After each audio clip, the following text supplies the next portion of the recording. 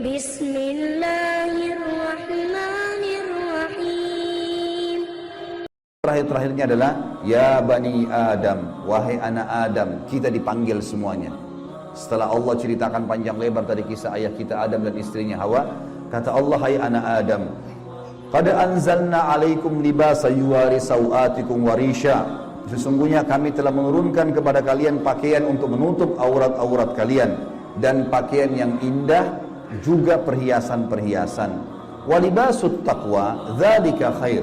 Pakaian ketakwaan yang menutup aurat lebar, tidak membentuk aurat itu, tidak memperlihatkan bagian tubuh, adalah pakaian yang paling baik. Dzalika min ayatillahi la'allakum tadhakkarun. La'allahum yatadhakkarun. Dzalika min ayatillahi la'allahum yatadhakkarun. Itulah ayat-ayat dari Allah, mudah-mudahan mereka mengingatnya. Anak cucu Adam. Wa ya bani Adam, wahai anak-anak Adam, ya bani Adam, la yaftinannakumus syaitan. Ini peringatan Allah kepada kita semua.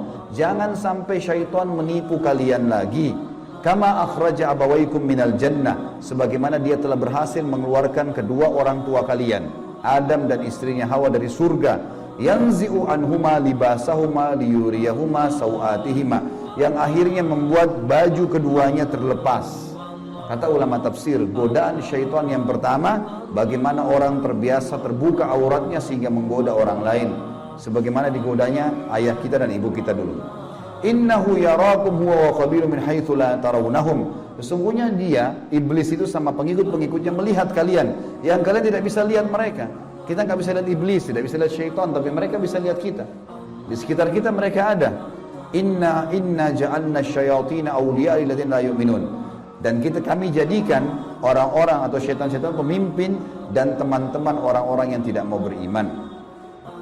Jadi ayat-ayat yang panjang lebar tadi teman-teman sekalian, mohon maaf ini agak panjang tadi saya bacakan, karena memang di situ inti yang kita ingin jelaskan. Kalau ayat kita manusia pertama pernah lihat malaikat, pernah lihat iblis, tahu iblis itu musuh, tapi pernah melakukan pelanggaran. Dan Adam alaihissalam pada saat itu taubat kepada Allah. Dan Allah sudah bongkar siapa tuh syaitan, disuruh jadikan sebagai musuh. Tahu musuh teman-teman? Kalau saya lagi pegang pedang, syaitan lagi pegang pedang, musuh saya lagi pegang pedang di medan perang, saya harus berhati-hati menangkis serangan atau menyerang. Kalau saya diam, diserang tidak nangkis, saya akan dibunuh. Syaitan akan selalu berusaha, targetnya adalah menyesatkan, membunuh manusia. Kalau kita lepas misalnya daerah-daerah terbuka sedikit, dibelah sama dia nggak akan coret, dia akan tusuk, berusaha supaya kita mati. Orang dibuat-buat dosa, begitu buat dosa, dibuat putus asa supaya bunuh dirilah dia sampai mati. Bagaimana syaitan bisa membunuh anak Adam ini? Memang sudah itu targetnya iblis. Dan iblis ini teman-teman sama dengan Adam. Sekarang kita ini semua anak cucunya Adam. Iblis punya anak cucu sebanyak ini. Kerjanya disesatkan oleh iblis supaya menyesatkan anak Adam. Selalu mereka lakukan itu teman-teman sekalian. Maka Allah mengingatkan kepada kita dengan hati-hati sekali. Ingat, jangan jadikan syaitan itu sebagai teman-teman kalian. Dan perlu teman-teman tahu, jin ini lebih banyak jumlahnya dari manusia ya. Lebih banyak. Iblis tadi yang kita sedang bahas, salah satu dari golongan jin. Jadi ada jin-jin yang lain. Allah ceritakan dalam surah jin khusus. Surah nomor 72 bicara masalah itu. 18 ayat pertama, itu Allah menceritakan tentang masalah adanya jin-jin beriman. Jadi di alam jin ada jihad, ada dakwah. Tetapi kepada syaitan, dan syaitan ini golongan fasik dan golongan kafir dari jin. Ada jin mukmin, ada jin fasik, ada jin kafir, sama manusia. Ada manusia beriman, ini yang beriman manusia, dan jin yang beriman tidak akan interaksi.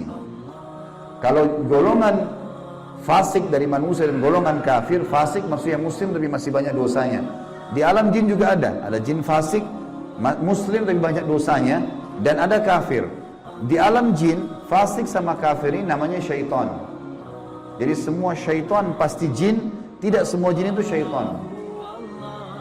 Bisa ditangkap ini ya? Oke. Ini pemahamannya. Nah, syaitan ini dipimpin oleh iblis. Jadi iblis bukan raja jin, tapi raja syaitan. Teman-teman sekalian, semua syaitan kita disuruh jadikan musuh. Kalau datang, diusir. Kalau kita ganggu syaitan, Atau syaitan ganggu kita? Kalau kita diganggu oleh syaitan, maaf, bahasanya gini, kalau kita diganggu oleh syaitan, tadi saya keliru ucapinnya. Kalau kita diganggu oleh syaitan, kita harus usir. A'udzu billahi minasyaitonir rajim. Mulai ada malas ibadah, mau buat dosa, mau buat zina, a'udzu billahi minasyaitonir. Syaitan lagi datang nih godain. Saya berlindung kepada Allah dari syaitan yang rajim. Rajim itu dirajam, teman-teman. Jadi kalau bahasa Indonesia terjemahan terkutuk itu sebenarnya kurang tepat itu. Tepatnya rajim itu adalah dirajam. Rajam itu malaikat ambil panah api dipanahin dia.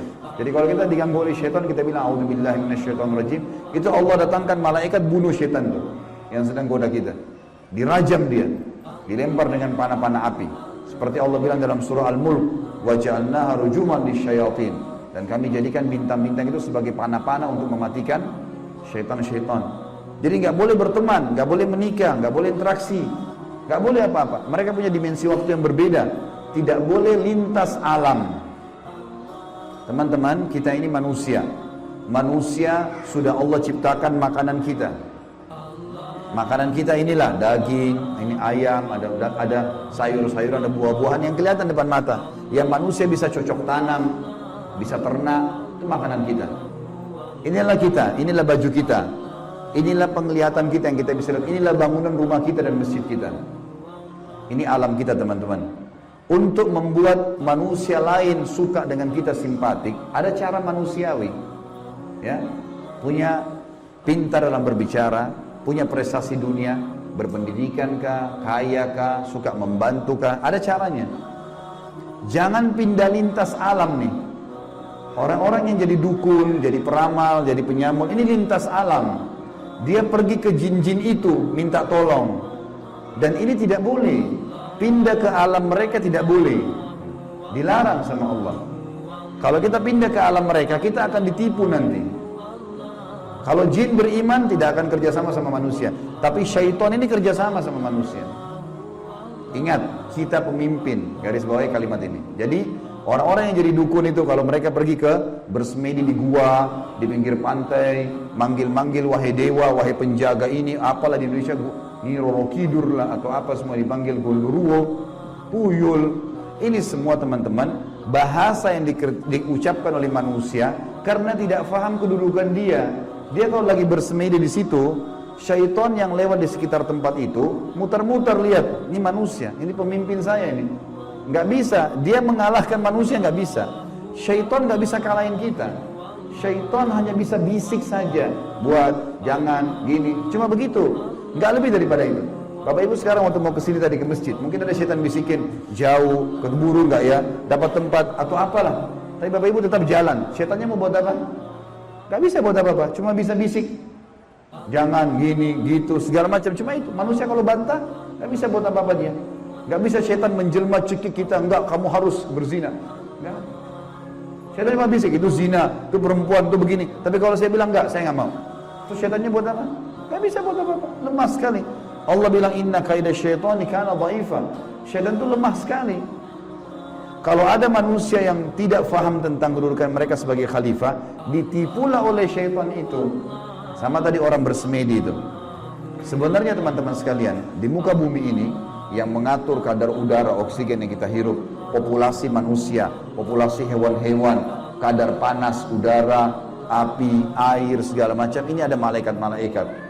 Teman-teman kalau membaca surah Al-Ma'arij dan surah Al-Buruj, surah nomor 77 dan surah nomor 79, di situ disebutkan panjang lebar tentang tugas-tugas malaikat.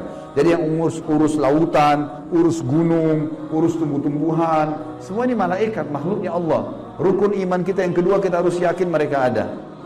Nah, kalau ada manusia datang ke gua-gua ini, minta-minta, panggil syaitan, panggil dewa, panggil penjaga gua atau apa saja, syaitan di sekitar situ tadinya takut sama manusia ini. Makanya orang kalau bersemedi nggak pernah kurang dari 3 hari, 1 minggu, ada yang 1 bulan, ada yang bertahun-tahun bersemedi.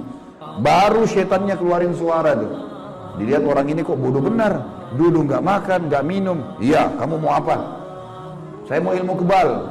Lihat, perhatikan syaitan tipu dia. Disuruh makan kotorannya sendiri, disuruh minum darah, disuruh ini, lintas alam lain nih. Manusia tidak mungkin mau minum darah, fitrahnya kita nggak suka itu. Alam kita beda, kita nggak boleh makan itu memang. Allah buat kita nggak suka itu. Syaitan suka dengan bau-bau busuk, bau kotoran. Manusia nggak suka. Syaitan suruh manusia ini ikuti dia, suruh bersemedi. Dan ini disebutkan teman-teman, sebab turunnya surah jin ini karena ada orang-orang Arab jahiliyah dulu. Mereka ini teman-teman kalau mau kalau lagi perjalanan bagi safar, kepala sukunya, kepala kafilah, kepala perjalanan itu kalau sudah istirahat di satu lembah, dia tiba-tiba keluar, dia ambil setengah bekal makanan, dia bawa ke tengah-tengah lembah, lalu dia bilang begini, wahai penjaga lembah, ini setengah bekal kami, jangan ganggu kami ya. Ini perkataan siapa? Perkataan kepala kafilah tadi. Maka Allah bongkar dalam Al-Quran, dalam surah jin, Allah katakan 18 ayat pertama diantaranya, fazaduhum rahaqa. Maka setan-setan di sekitar lembah itu semuanya makin mengerjai mereka, makin jadi itu. Kalau ada satu kampung misalnya kayak di Indonesia ini paling banyak seperti itu. Ada satu kampung lewat jembatan, tersebar berita itu di jembatan kalau malam hari ada nenek-nenek tuh. Setan tunggangi itu isu. Kalau ada orang takut, makin jadi, makin kelihatan. Yang lihat hanya orang yang takut saja. Orang yang tidak takut tidak bakal lihat. Tidak bakal kelihatan.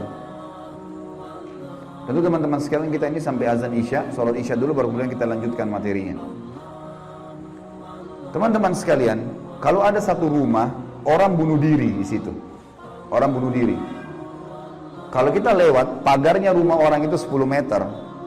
Kita lewat 1 meter pertama, 2 meter pertama, semua syaitan di sekitar rumah itu bisikin kita.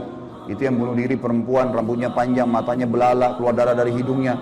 Terus, sebelum antum ini, anda ini ngelewatan 10 meter pagar itu. Dia takut-takutin. Kalau kita takut di 5 meter misalnya, balik ke sana kita lihat benar tuh. Perempuan yang gantung diri itu kita lihat. Padahal sebenarnya tidak ada.